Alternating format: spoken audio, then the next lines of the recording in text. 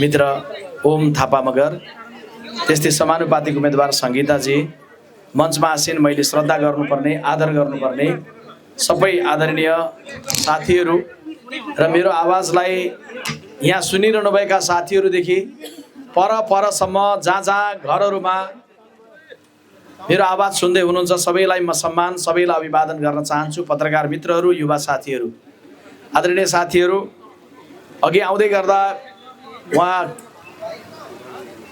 रामग्रामबाट helicopter चढ्ने बेलामा एउटा साथीले सोध्नु भएको थियो यो निर्वाचनमा हेलिकप्टर चढ्न पाइन्छ भनेर। म मोटरमा हिजो राति यही बाटोबाट गएको र राति त्रिवेणीमा बास बसेर बिहान विनोद चौधरीजीको क्षेत्रमा कार्यक्रम भ्याएर त्यसपछि अर्को कार्यक्रम भ्याए। हाम्रो पछाडि सुनिएको छ, जसले सुन्नुभएको छैन हात उठाउनुहोस् त। हो, नसुनेकोले पनि हात उठाउनु हो भने जस्तो सुनिएको छ बुझ्नु पर्यो नि। त्यसपछि भरत थापाजीको कार्यक्रमबाट यहाँ आएर पोखरा जानु छ, त्यसैले निर्वाचन आयोगले नै अनुमति दिएको छ, कति बेला अस्पष्टता नरहोस्। कुनै पनि राजनीतिक दलको, एउटा राजनीतिक दलको दुईजना कसले चढ्ने हो, कहाँ जाने हो भनेर त्यो मागेको हुन्छ। त्यस बमोजिम मैले त्यो पहिला मिडियाका साथीहरूलाई अरूहरूलाई पनि अस्पष्टता होला, त्यहाँबाट आउँदा यहाँ प्रयोग गरेको, यहाँबाट पोखरासम्म हो। अब अहिले निर्वाचनमा जाँदै गर्दा देशभरि काङ्ग्रेसको माहौल राम्रोसँग बनेर गएको छ, तर नेपाली काङ्ग्रेसले जित्ने या अर्को दलले जित्ने भन्ने कुरालाई मात्रै मुख्य कुरा हामी मान्दैनौँ। हामी सबैको आग्रह छ, सबै दलकालाई, साथीहरूलाई बडा संयम र बडा शान्तसँग चुनावी प्रतिस्पर्धा गरौँ। कोही पनि यो देशभन्दा बाहिरबाट आएर हामीसँग प्रतिस्पर्धा गरिरहेको छैन। जो हुनुहुन्छ हाम्रै देशका हुनुहुन्छ, हाम्रै भूगोलको साथीहरू हुनुहुन्छ, पहिलो कुरो। दोस्रो कुरो, निर्वाचन नजिकै गएपछि अलिअलि उम्मेदवारहरू तात्नु होला, प्रचारहरू पनि तात्नु होला, हामी बोल्नेहरू पनि अलिअलि तातौँला। त्यो हुनसक्छ, चुनाव हो, अलिअलि हुन्छ। त्यसलाई संयम राख्नुपर्ने हाम्रो जिम्मेवारी छँदैछ। तर सबैभन्दा बढी शान्त भएर सोच्नुपर्ने चाहिँ मतदाताले हो। यी दलहरू ताते भन्दैमा, उम्मेदवार ताते भन्दैमा मतदाता तात्नु हुँदैन। मतदाताले, हाम्रो विनम्रतापूर्वक आग्रह छ, लोकतन्त्र भनेको यसलाई ठिक ठाउँमा ल्याउने कसले भन्दा नेताले होइन, यसलाई ठिक ठाउँमा ल्याउने मतदाताले हो। लोकतन्त्रमा कति ठुलो अधिकार छ। तपाईँले दिने मतले एकछिनलाई होइन, एक बिहानलाई होइन, एउटा पुरै 5 वर्षलाई जिम्मा लाउनुहोस्। त्यसैले कसैलाई, कोसँग रिस उठेको छ भने पनि रिसलाई शान्त बनाऊ, संयमित बनाऊ, सोचौँ, सुनौँ अनि मत व्यक्त गरौँ। कतिपयले के भन्नुहुन्छ भने चुपचाप फलानु चिन्हमा छाप भन्नुहुन्छ। काङ्ग्रेसकाले पनि भनेको सुन्छु म, चुपचाप रुखमा छाप अरे। अरूले भन्नु होला भने पनि अरूलाई पनि नभन्न भन्नुहोस्। यो चुपचाप रुखमा छाप भन्ने होइन। सोच, विचार गर, बुझ, प्रश्न गर, ठिक लाग्यो भने मत व्यक्त गर। त्यसरी हामीले राम्रोसँग बुझाउनुपर्छ। यदि झोकमा मत व्यक्त गरियो भने कस्तो हुन्छ? आमाको पेटमा बच्चा भएको बेला किन हाम्रो घरको भित्ताहरूमा, आमा सुत्ने कोठाहरूमा बच्चाको बालक बालिकाको फोटो राखिन्छ? किनभने त्यो सानो बालक बालिका हेर्दै गर्दाखेरि आमाको मनोविज्ञान, आत्मीय भनोस्, त्यसको असर बच्चालाई पर्छ। आमाले दुध खुवाउँदै गर्दाखेरि झोकिएर रिसाएर घरमा झगडा गरेर दुध पिलाउनु भयो भने बच्चाको स्वास्थ्यलाई असर गर्छ। यहाँ त देशको स्वास्थ्यको कुरा छ। त्यसैले आवेगलाई छोडेर, रिसलाई छोडेर, आक्रोशलाई छोडेर सबैले शान्तसँग अब 4-5 दिन मजाले सोचेर अनि मत व्यक्त गर्नलाई म आग्रह गर्न चाहन्छु, पहिलो कुरो। दोस्रो कुरो, कति बेला के लागेको छ भने होइन पहिला फलानाहरूलाई दियो, एकचोटि हेरौँ न त, कस्तो सजिलो कुरा होला, एकचोटि हेरौँ न त। पहिला कतिचोटि बिहानभरि 2-3 दिनदेखि लगातार लौका खाइएको छ, लौका कति खानु, फर्सी खाउँ, त्यो हो। करेला खाइयो धेरै भयो, अनि कोपी खाउँ, त्यो हो।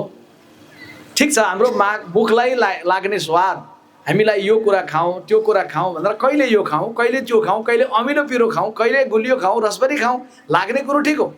तर यो त देश चलाउने कुरा छ, देश बनाउने कुरा छ। त्यसैले हामीले फलानालाई अनि यो भने पालो भन्ने सोच्नु हुँदैन। पालो भन्ने हुँदैन राजनीतिमा। यो तपाईँको राजतन्त्रमा हुन्छ पालो। राजा गएपछि राजाको छोराको पालो, छोरा गएपछि अर्का छोराको पालो, छोरीको त कुरै छैन, पालो बान्नेले त्यस्तो गर्छ। यो पालोको कुरा होइन। यो देशलाई अहिलेको बेलामा कसले सम्हाल्न सक्छ भन्ने कुरा हो। यो देश कस्तो कस्तो प्रतिकूलताबाट आएको छ। म लामो कुरामा जान चाहन्न। यो देशमा त्यो बजारमा कुनै पनि दोकानमा सोध्नुहोस् त, पोहोरको भाउ र अहिलेको भाउ एउटै छ? छैन। परारको भाउ र अहिलेको भाउ एउटै छ? छैन। स्कुल पढ्नेलाई सोच्नुहोस् त, पोहोर ल्याएको नम्बर र अहिलेको नम्बर एउटै छ? छैन। पोहोर पढेको कक्षा र अहिलेको कक्षा एउटै छ? छैन। यो देशमा सबै नम्बर बदलिन्छ, एउटा नम्बर बदलिँदैन। कुन हो थाहा छ तपाईँहरूलाई? 17,500 भन्ने नम्बर बदलिँदैन। माओवादीले मारेका हुन् या राज्यले मारेको होस्, जसले मारे पनि त्यो मारिएको सङ्ख्या 17,500 मा गएर टक्क अडियो। किन अडियो? किन 18,500 भनिँदैन? 20 वर्ष हुन आँट्यो त। किन 20,500 भनिँदैन? तपाईँ किन जिउँदै हुनुहुन्छ? म किन जिउँदै भएर बोल्दैछु? जादु हो? नेपाली काङ्ग्रेस पार्टीका हाम्रा नेता सभापति गिरिजाप्रसाद कोइरालाले सोच्नुभयो, कति ओडाउँ चारतारे झन्डा, कति गनौँ लासहरू, काङ्ग्रेस एमाले मारिए पनि नेपाली जनता, सेना मारिए पनि नेपाली जनता, आर्मी मारिए पनि नेपाली नागरिक, जो मारिए पनि यो देश रक्तपातबाट जगाउनुपर्छ। कसले ल्यायो शान्तिमा? काङ्ग्रेसले। यो समन्वय कसले गर्यो? काङ्ग्रेसले। संविधान नबन्दै गर्दा संविधान बनाउने समन्वय आधी हुरी थियो। कसले समन्वय गर्यो? काङ्ग्रेसले। सम्झिनुहोस् त, नयाँलाई हेरौँ भनेर हेर्न पहिलोचोटि हो। 64 सालमा हेरेका को हुनुहुन्छ यहाँ? 64 सालमा पनि नयाँ हेरौँ लागेको थियो। ए माओवादी आएको थियो, उर्लेरै आएको थियो त, खरे भएर आएको थियो। अब सबै मिलेर पो दिएको त। सम्झिनुहोस् त, त्यस बेला नेपाल देशले 64 सालमा दिएको, नयाँ बनाएको, हेरेको, स्वाद फेरेको, भयो के? 4 वर्षमा संविधान बनेन। काङ्ग्रेसले 70 सालमा के भन्यो भने 64 मा गरेको गल्तीलाई 70 मा सच्याइदिनुहोस्, काङ्ग्रेसलाई बागडोर सम्हाल्न दिनुहोस्, देशको कमान्ड सम्हाल्न दिनुहोस्, 2 वर्ष भनेको 2 वर्षमा संविधान बनाउँछौँ भन्यो। अरूले बनाउन नसकेको संविधान यता प्रचण्ड, माधव नेपाल, बाबुराम, केपी ओली घाँसी राखेर सुशील कोइरालाको नेतृत्वमा 2 वर्षमै संविधान काङ्ग्रेसले बनायो कि बनायो। त्यसैले तपाईँ 64 सालको चाहिँ गल्ती गर्ने कि 70 मा चाहिँ विवेक पुर्याउने, बस यति मात्रै छ है। मैले धेरै लामो कुरो भन्दिनँ। 64 सालमा चाहिँ गल्ती गर्ने यो देशले कि 70 सालमा चाहिँ विवेक पुर्याउने भन्ने छ। यो देश सम्हाल्ने मुख्य कुरा छ। हामीले चुनाव त जित्यौँ भने के नयाँ कुरो हुन्छ भने? जितेकै हो। पहिला हार्यौँ भने पनि के अनौठो हुन्छ हामीलाई? हामी त पहिला पनि हारेको। हार्दा पनि काङ्ग्रेस भाग्दैन, हार्दा पनि तपाईँको धाँधली पो भन्दैन, हार्दाखेरि पनि हराउँदैन, जित्दा पनि हार्दा पनि काङ्ग्रेस यो भूगोलको लागि समर्पित छ। तपाईँको चाहिँ यो भूगोलदेखि लिएर कोरोलासम्म जोड्ने बाटोको कुरा अघि विष्णुजीले गर्दै हुनुहुन्थ्यो। जङ्गलको कुरा जहाँ अवरुद्ध छ त्यसलाई मुद्दा मामिला टुङ्गिसकेर त्यसलाई बढाउने कुरोमा सोचिराखेका लागिराखेकै छौँ हामी।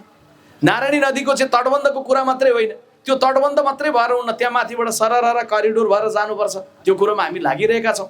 यो यहाँको विकासको, निर्माणको आदि इत्यादिको सन्दर्भमा त साथीहरू लाग्नु भएकै छ। तर यो क्षेत्रबाट हामीले मत दिएर ओम थापा मगरलाई संसदमा पठाउने कि नपठाउने भन्ने प्रश्नलाई मत दिनु अगाडि यति सोच्नु होला, देश सम्हाल्नुपर्ने बेला हो कि होइन? किन 84 मा हुनुपर्ने चुनाव 82 मा हुँदैछ? किन हुँदैछ? यो चुनाव गर्न देशलाई फुर्सद भएर हो? खर्च पैसा धेर भएर हो? यो पिकनिक गए जस्तो, हरेक वर्ष पिकनिक गए जस्तो रमाइलो हो? बिल्कुलै होइन। किन 74 जना आमाको काग जल्यो? किन सिंहदरबार जल्यो? किन हाम्रा घरहरू, व्यक्तिका घरहरू जले, व्यावसायिक प्रतिष्ठानहरू जले? यसले के बताउँछ भन्दा देशमा भदौ 23 र 24 पछाडि एउटा आधी हुरी चलेको थियो, त्यो अहिले केही शान्त भएको छ, थामिएको छैन। यसलाई समन्वय गरेर लिएर जानका लागि काङ्ग्रेस पार्टीलाई बलियो बनाएर किन ल्याउनु छ भन्दा काङ्ग्रेसले जसरी हिंसाबाट शान्तिमा, संविधान विहीनताबाट संविधानमा देशलाई लिएर गयो, त्यसको लागि त्यसरी नै फेरि काङ्ग्रेसले लिएर जान सक्छ। एउटा सानो उदाहरण दिन्छु। तपाईँहरू पोखरा जानुभयो भने फेवाताल त पक्कै जानुहुन्छ। फेवाताल जानुभएपछि त बोटमा चढिन्छ। बोटमा चढेर जाँदै गर्दाखेरि त्यो नाविकले चलाउँदै गरेको हेरेर खै दाइ म पनि सिकौँ भन्नुहुन्छ, यसरी माग्नुहुन्छ, एकैछिनमा नाउ चल्न थाल्छ। अर्को साथीले सिकेको देखेर ले म पनि भन्छ, उसले पनि सिक्छ। सिक्दा सिक्दै त्यो नाउ चल्न थाल्छ। तर जब आँधी आउँछ, बिचमा फेवातालको बिचमा पुगेपछि कथम कदाचित आँधी आयो, हुरी आयो, छाल आयो भने त्यो नाउ चलाउने जान्नेले के भन्छ थाहा छ? ए भाइ, यो सिक्ने काम पछि गरौँला, अहिले बाँच्ने काम गर्नु पर्यो, यो देऊ म जोगाउँछु भन्छ। बस काङ्ग्रेसले अहिले त्यसै गरेर देशको कमान्ड सम्हाल्न जरुरी छ।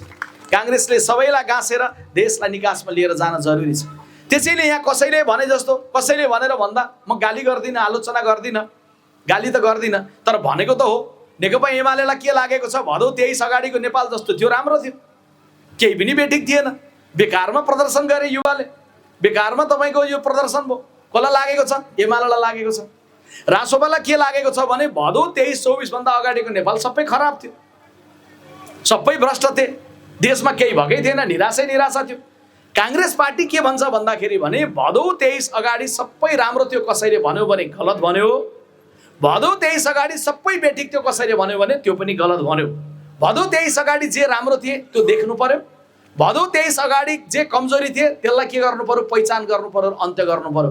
23 गते अगाडि के राम्रो थियो, यो गाउँ देशमा गाउँहरूमा बाटो पुग्ने कम हुँदै थियो, स्वास्थ्य चौकीहरू बन्दै थिए, बिजुली नपुगेका यही हुप्सीकोटका गाउँहरूमा अहिले बिजुली पुग्छन् कि पुग्दैन? धेरै गाउँहरूमा बिजुली पुग्यो होला। विनय त्रिवेणीकै कैयौँ गाउँहरूमा बिजुली बत्ती थिएन, त्यहाँ पुग्यो होला। +2 नभएको ठाउँहरूमा अहिले +2 बन्यो होला। कावासोतीतिर कलेजहरू बढ्यो होला। मध्यबिन्दुतिर तपाईँको पहिलाभन्दा पानीको धाराहरू बढ्यो होला। केही न केही कुरा चाहिँ तपाईँको चाहे बौलीकालीतिर होस् पानीको धारा होला, हातमा मोबाइल होला, यो या त्यो काम होला, केही न केही पहिलाभन्दा के भएका छन्, बढेर गएका छन्। पहिलाको त्यो कुरालाई पनि देख्नु पर्यो। अरू देशमा लडाइँ छ त, हिंसा छ त, हाम्रो देशमा शान्ति भयो। यो भएको कुरालाई के गर्नु पर्यो, देख्नु पर्यो। तर कमजोरीलाई पनि उत्तिकै देख्नु पर्यो। मलखात चाहियो भन्दै गर्दा किसानले मल नपाएपछि जिन्दाबाद भन्यो, भनेन। सिडिओ कार्यालय गयो, यो कोठा र त्यो कोठा, त्यो कोठा र त्यो कोठा, अब भोलि काम भनेपछि खुसी भएर आउँछ मान्छे, भनेन। 34 वर्षमा 30 वटा सरकार बन्यो भने मान्छे खुसी हुन्छ, हुँदैन। म यही बाटो सम्झिन्छु कि यो नारायणघाटदेखि लिएर त्यो बुटवलसम्मको बनिसक्नुपर्ने बाटो, 3 वर्षमा बन्नुपर्ने बाटो, यो बाटो बितेको 5 वर्षमा म 20 चोटि जति हिँडिसकेँ। बल्ल बल्ल अलिकति बाटो टुङ्गिनतिर लागेको छ। यसो सोध्छु म नेपाल देशको तर्फबाट, मेरा ठुला ठुला नेताको तर्फबाट, पुराना नेता, पुराना दल, नयाँ दल सबैको तर्फबाट क्षमा माग्छु। यो बाटोबाट हिँड्दै गर्दाखेरि गाडी कुद्नेले धुलो खायो होला के, तर सबभन्दा बढी धुलो कसले खाए थाहा छ? 80 वर्ष 75 वर्ष नागेका बुबाहरूले, आमाहरूले धुलो खानुभयो। फोक्सोको समस्या थियो होला, झन् गाह्रो भयो होला। गर्भवती महिलाहरूले धुलो खानुभयो होला। अर्थात् उदाहरण भन्दै गर्दा देश ठिक ढङ्गले विकासमा गइरहेको थिएन।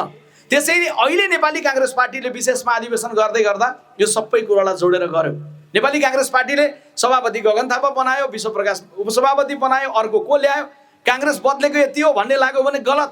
त्यति मात्रै होइन, काङ्ग्रेसले विशेष महाधिवेशन गरेको नेतृत्व बदल्न मात्रै होइन, हाम्रो नीतिलाई, नियतलाई, विचारलाई, दृष्टिकोणलाई, काम गराइलाई, शैलीलाई, सबै कुरा बदल्नलाई हो।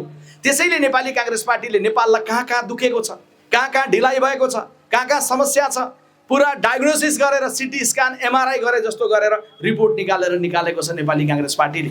त्यसैले कसैलाई यो बेलामा पुरानो दल उपयुक्त होइन, पुरानोलाई नदिउँ भन्ने लाग्यो भने, पुरानोको दिन गए भन्ने लाग्यो भने सोच्नु पर्यो।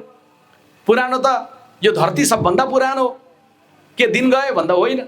धर्मशास्त्र सबभन्दा पुराना हुन्, दिन गए भन्दा होइन।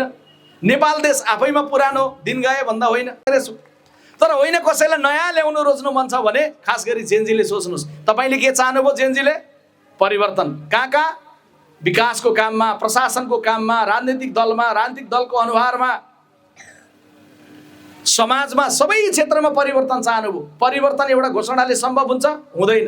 तर परिवर्तनको सुरुवात हुन सक्छ कि सक्दैन? सक्छ। आज पुराना भनिएका दल हुन् कि नयाँ भनिएका दल हुन् कि पाका उम्मेदवार हुन् कि युवा उम्मेदवार हुन्, च्याप्प समातेर मतदाताले यो 4 दिनभित्रमा सोध्नुहोस्। जेनजीको मुभमेन्ट भएर 74-75 जनाको ज्यान जाने, अनि देशमा परिवर्तन हुनुपर्छ भन्ने, अनि तिमी जस्ताको तस्तै आउने, के बदल्यौ भनेर तपाईँले सोध्नुहोस्। यदि केही बदलिएको छ भने केवल नेपाली काङ्ग्रेस पार्टीले विशेष महाधिवेशन गरेर गगन कुमार थापालाई सभापति र प्रधानमन्त्रीको उम्मेदवार बनाएर नयाँ भएर नेपाली काङ्ग्रेस पार्टी अहिले तपाईँको बिचमा आएको छ। कुनै दल बदलिएको छ भने नेपाली काङ्ग्रेस पार्टी छ। त्यसैले पुरानो कम्पनी रोज्नु पर्यो भने काङ्ग्रेस, त्यो कम्पनीले लिएर आएको नयाँ नेतृत्व रोज्नु पर्यो भने काङ्ग्रेस। बैरागी काइँला के हो? साहित्यकारको रूपमा पुरानो। तर कुनै पुरानो साहित्यकारले नयाँ पुस्तक लेख्यो भने पुरानो हुन्छ? हुँदैन। बैरागी काइँलाले आजभन्दा 8 दिन अगाडि एउटा पुस्तक प्रकाशित छ, मिडियाका साथीहरूलाई थाहा छ, लिम्बू भाषाको, संस्कृतिको, लिपिको बारेमा। बैरागी काइँला को? पुरानो। बैरागी काइँलाले लेख्नु भएको पुस्तक के हो? नयाँ हो। त्यसैले नेपाली काङ्ग्रेस पार्टी यो समाजलाई त्यो नवीन ढङ्गले लिएर जानलाई, समस्यालाई पहिचान गरेर नयाँ जाने जाँगरका साथ आएको छ। यो समाजको विविधतालाई चिनेर आएको छ। नेपाली काङ्ग्रेस पार्टी नै हो है, सम्झिराख्नुहोस् है सबैले। एकदम कुल भएर सोचौँ है। विधानमा, संविधानमा समावेशिता अहिले लेख्यो, तर इतिहासमा कुनै बेलामा सुरु हुँदै गर्दाखेरि काङ्ग्रेस सभापति बिपी कोइराला उभिँदै गर्दा थारूको छोरा परशुनारायण चौधरी महामन्त्री भएर उभिएको, दलित समुदायको छोरो धनमान सिंह परियार महामन्त्री भएर उभिएको, जनजातिको छोरो, यो समुदायको जनजातिभित्रको पनि विविधताको प्रतिनिधित्व गरेर नेपाली काङ्ग्रेस उभिएको। आज कस्तो छ समाज, कस्तो छ आवेग, कस्तो छ एक आपसको आरोप प्रत्यारोप भने साँचो बोलेको जे हो त्यो भन्दा अरू अर्थो कुराको प्रचार छ। गगन थापाले भन्नुभयो रे यसो भनेर चाहिँ आएको छ, सानो क्लिप्स काटेर। मैले अलि अगाडि बोल्दै गर्दाखेरि भनेको कुनै बेलाको कुरा, जुत्ता उद्योग बेचेको भन्ने कुरा भन्दै गर्दा तपाईँ सिधै सोच्नुहोस् न, गाउँमा बाटो पुर्याउने काम कसको? सरकारको। गाउँमा जुत्ता पुर्याउने काम कसको? सरकारको होइन, निजी क्षेत्रको। बस कुरा यति त हो। मैले के भनेको थिएँ भन्दा सरकारले जुत्ता उद्योग चलाउने भन्दा चलाउने कसले हो भन्दा निजी क्षेत्रले। सरकारको काम बाटो पुर्याऊ, सरकारको काम खानेपानीलाई पैसा छुट्याऊ। अब खानेपानीको पाइप पुर्याउने काम कसको? सरकारको होइन, निजी क्षेत्रको। खानेपानीको पाइप त निजी क्षेत्रले पुर्याउनु पाउनु पर्यो नि। सरकारले पानीको लागि परियोजना छान्नु पर्यो, सर्वे गर्नु पर्यो, डिपिआर गर्नु पर्यो, इन्जिनियर राख्नु पर्यो, त्यहाँनिर लगानी गर्नु पर्यो, बजेट छुट्याउनु पर्यो, सरकारले गर्ने। अब पानीको टुटी कसले बेच्ने भन्दा निजी क्षेत्रले। बस मैले बोलेको कुरा जसरी क्लिप चाहिँ काटेर जुत्ता उद्योग बेचेको भन्ने कुराको सन्दर्भमा आयो, त्यसमा अहिले पनि क्लियर गर्छु। सरकारले चलाउँदा जुत्ता उद्योग एउटा थियो, सरकारले नचलाएर निजी क्षेत्रलाई दिँदा आज जुत्ता उद्योग 1000 बढी छ, लाखभन्दा लाख बढी श्रमिक छन्, करोडभन्दा 12 करोडभन्दा बढी जुत्ता उत्पादन हुन्छ, अरबभन्दा अरबौँ रुपियाँ सरकारको ढुकुटीमा आउँछ। तर हामी के गर्छौँ भन्दा होइन बेच्यो भनेर भन्छौँ। सरकारको काम सरकारले गर, निजी क्षेत्रको काम निजी क्षेत्रले गर। सरकारको काम भनेको औषधि उत्पादन गर, बिजुलीको चाहिँ उत्पादन गर, निजी क्षेत्रलाई पनि उत्पादनमा देऊ। सरकारले निजीले गर्ने दुईटैले पनि गर्ने काम छ। त्यसैले अहिले गगन थापाले बोलेको कुरा पनि यसो भन्छन्, अरूले यो भन्छन् भन्दै गर्दा पुरा क्लिप्स हेर्नुहोस्, कम्तीमा मिडियाकाले हेर्नुहोस्, अरूले हेर्नुहोस्। नेपाली काङ्ग्रेस पार्टी सबै जाति, सबै जनजाति, सबै समुदाय, सबै वर्ग, सबै उमेर समूह सबैलाई समन्वय गरेर लिएर जाने दल हो। यसले अब योजनाहरू बनाउँदै गर्दा विदेशमा रहेका नेपालीलाई कसरी गाँच्ने यो योजना बनाएको छ। किनभने बाहिरबाट लाइभ हेरिरहनु भएको छ, बाहिरबाट अहिले धेरैले काङ्ग्रेसमा मत दिनु भनेर बाहिरबाट भनिरहनु भएको छ। किनभने उहाँहरूले काङ्ग्रेसको प्रतिज्ञा पत्र हेर्नु भएको छ। हेर्दै नहेरी पढ्दै नपढी कतिपयले भन्दै गर्दा त्यसमा पनि हाम्रो सम्मान छ। तर भन्दै गर्दा पढ्दै गर्दा धेरैले काङ्ग्रेसको दृष्टिकोण हेर्नु भएको छ। मतदानको अधिकारमा प्रश्न छ, लगानीको कुरामा प्रश्न छ, नागरिकताको सवालमा प्रश्न छ। अझै नेपाली काङ्ग्रेसले ल्याएको नयाँ दृष्टिकोण छ जिडिपिपी भन्ने, government diaspora private sector partnership भनेर। सरकार, निजी क्षेत्र, बाहिर रहेको डायस्पोरा यी सबै गाँसेर परियोजनाहरू बनाउनुपर्छ। त्यही बुढी गण्डकी जस्तो परियोजना नबनेर अलपत्र बसिराखेको छ। तपाईँले डिजेल र पेट्रोलमा हालेको पैसा दिनमा प्रति लिटर 1 लिटर तेल हाल्नुभयो, 5 लिटर तेल हाल्नुभयो भने 50 रुपियाँ 10 रुपियाँको दरले सरकारलाई तिर्नु भएको छ। यो सबै कुरा के छ भन्दा हाम्रो परियोजनामा हामीले तिरेका छौँ तर त्यो बन्न सुरु भएको छैन। किन? 400 अरब रुपियाँ लाग्छ। अहिले काङ्ग्रेसले योजना बनायो, नागरिकमा होप जगाउने हो भने, नागरिकमा सबैको सहभागिता गराउने हो भने ठुला ठुला परियोजनाहरू पनि गर्नु पर्यो। बाहिर रहेको नेपालीको मन र धन गाँच्नु पर्यो, तिनले लगानी गर्ने अवसर बनाइदिनु पर्यो। तिनको लगानीको अवसर भयो भने पो नेपालमा मैले हालेको हाइड्रोमा हालेको पैसाले अबको वर्ष दिनपछि महिनाको चाहिँ लाख रुपियाँ मलाई दिने भयो, नेपाल फर्क्यौँ भनेर कोही भन्ला। नभए हाम्रा भाषणले मात्रै कोही फर्किन्छ? मिडियाका साथीहरू तपाईँहरू भाषण लेख्दै गर्दा यस्तो पनि भाषण तपाईँहरूले छाप्नुभयो, प्रसारण गर्नुभयो कि हाम्रो पार्टीले चुनाव जित्यो भने 100 दिनभित्रमा अमेरिका र अस्ट्रेलियाका सडकमा हामी के गर्न आउँछौँ अरे? पोस्टर टाँस्न आउँछ अरे। अब यस्तै कुराको पछि लाग्यो समाज भने कहाँ पुगिन्छ? दुःखमा पुगिन्छ। काङ्ग्रेसले के बनायो? जिडिपिपी, गभर्मेन्ट डायस्पोरा प्राइभेट सेक्टर पार्टनरसिपका साथ बाहिरकाले लगानी गर्न सक्ने न्यूनतम 1000 देखि बढीमा 25,000 अमेरिकी डलरसम्म बाहिरकाले लगानी गर्न पाउने भए, यहीँकाले लगानी गर्न पाउने भए, त्यो उनको मन धन गाँसिने भयो। नभए एयरपोर्टमा गएर गमलङ्ग अँगालो मारेर बाबु यो चाहिँ बुद्ध जन्मेको देश हो नजाऊ भनिराखेर कोही पनि के हुन्छ? रोकिँदैन। हामीले त्यो सोचलाई प्रष्ट बनाएका छौँ।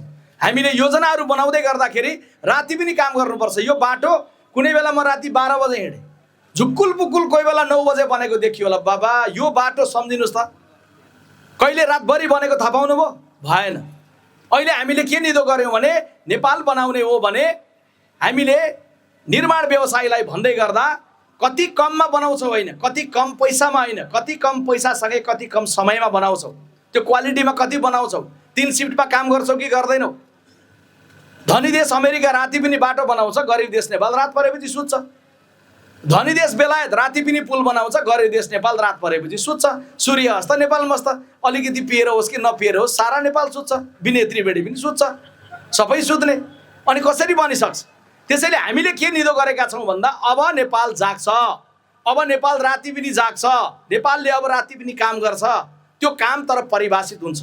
अस्पतालमा स्लाइन चल्न मिल्ने रातभरि, अस्पतालमा राति 12 बजे उठाएर बुवा तपाईँको औषधि खान छुटेछ खानुपर्ने हो भनेर नर्सले सम्झाएर खुवाउन मिल्ने। दुर्घटनामा तपाईँ पर्नुभयो भने बिहानको 4 बजे पनि डाक्टरले अपरेसन थिएटरमा गएर तपाईँको जीवन बचाउन मिल्ने। अनि बाँकी नेपाल आरामले सुत्ने। त्यसकारण 24 घण्टामा 3वटा 8 घण्टा हुन्छ। 8 घण्टा 8 घण्टा 8 घण्टा, यो 3वटा 8 घण्टामा 3वटा फरक फरक टिमले काम गर्ने हो भने रात दिन गरेर यही बाटो बन्नतिर लागेको भए कहिले बनिसक्थ्यो होला, सोच्नुहोस् त।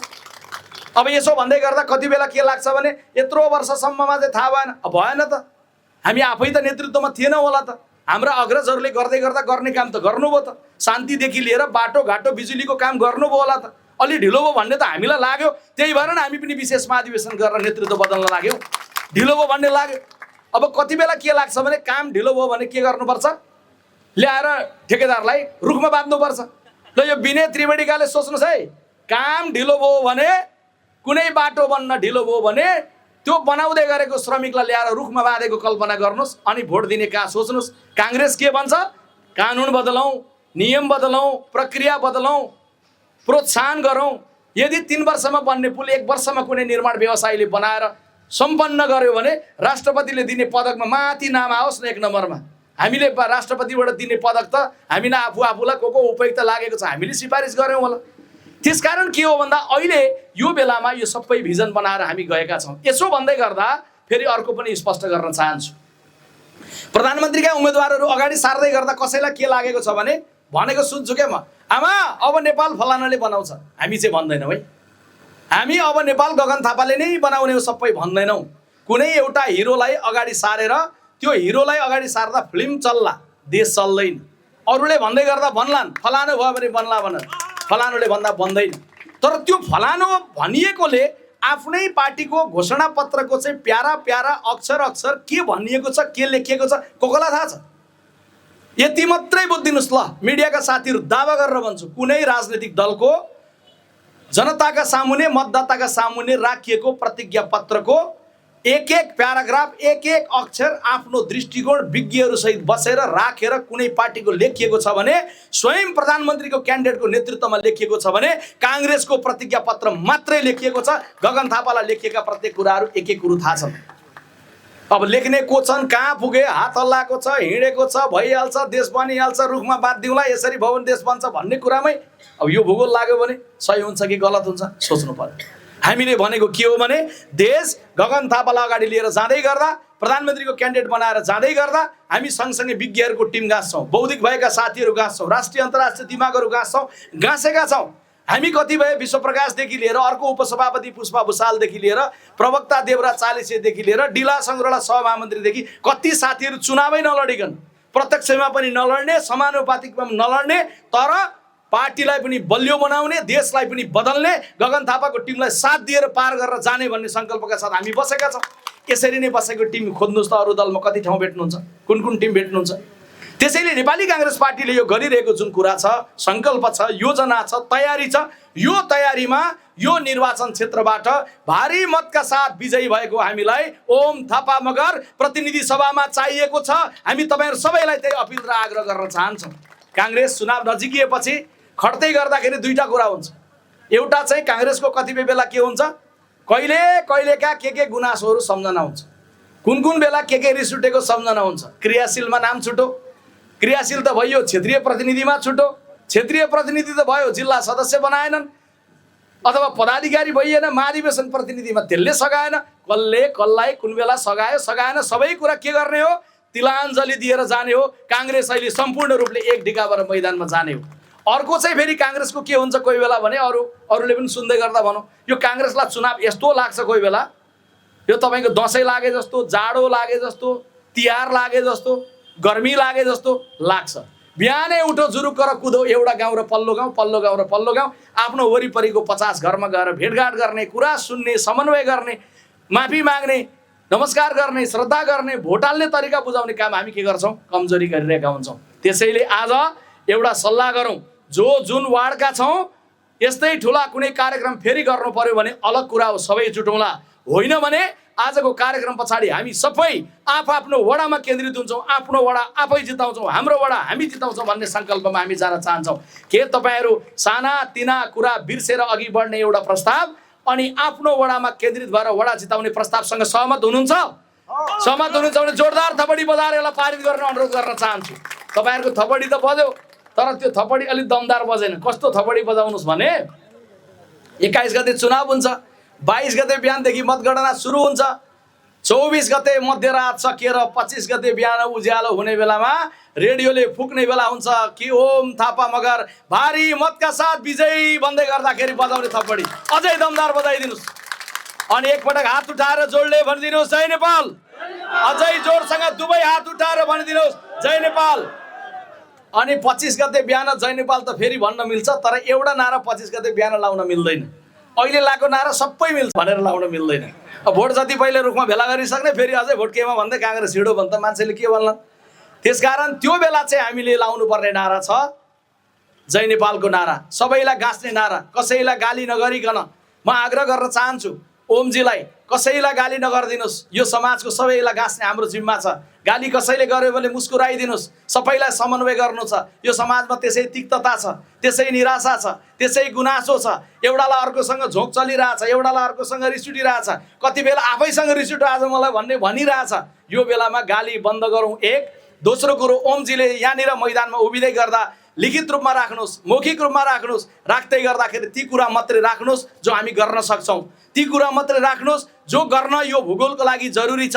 ती कुराहरू राख्नुहोस् जुन कुरालाई नवीन सपनाको रूपमा सम्भव बनाउन सकिन्छ। म तपाईहरुलाई आग्रह गर्छु, ओमजी आफ्नो स्वभावको कारण पनि शालीन ढङ्गको स्वभाव छ। देशभरि काङ्ग्रेसका भातृ सङ्गठनहरू ठिक ढङ्गले चले, ठिक ढङ्गले चलेनन् भन्ने कुरा हुँदै गर्दा हामीले सल्लाह परामर्श गरेर सभापति चाहिँ आदिवासी जनजाति महासङ्घको बनाउँदै गर्दा अरू धेरै भातृ सङ्गठनका कामहरू छुट्यो होला, बिस्तारै भयो होला। तर वार्डदेखि लिएर, क्षेत्रदेखि लिएर, पालिकादेखि लिएर जिल्लादेखि प्रदेशसम्म सकेर ओम थापा मगरले राष्ट्रिय रूपमा नेतृत्व गरेर काङ्ग्रेसको आदिवासी जनजाति महासङ्घको काम चाहिँ अधिवेशन चाहिँ सम्पन्न गरेर फेरि अधिवेशनबाट उहाँ निर्वाचित भएर आउनुभयो। त्यसैले उहाँको क्षमता पनि छ, शालीनता पनि छ। मेरो केवल यति आग्रह छ, यहाँनिर तपाईले राख्दै गर्दा ती कुरा राख्नुहोस् जुन कुरा गर्न जरुरी छ, जुन कुरा यो भूगोलको लागि आवश्यक छ। र म सबै आदरणीय आमा बुबा दिदीबहिनी दाजुभाइहरूलाई आग्रह गर्न चाहन्छु, ओम थापा मगरले जे कुरा राख्नुहुनेछ त्यो केवल ओम थापाको मात्रै होइन, प्रधानमन्त्री बन्ने गगन थापाको पनि प्रस्ताव त्यही हुनेछ यो भूगोलको लागि। त्यही प्रस्तावमा चाहिँ तपाईहरु सबैको समर्थन साथ अपेक्षा अनुरोध गर्न चाहन्छु। र अन्त्यमा त्यो 25 गते लाउन नमिल्ने नारा एकपटक जोरले घन्काइदेऊ, भोट केमा?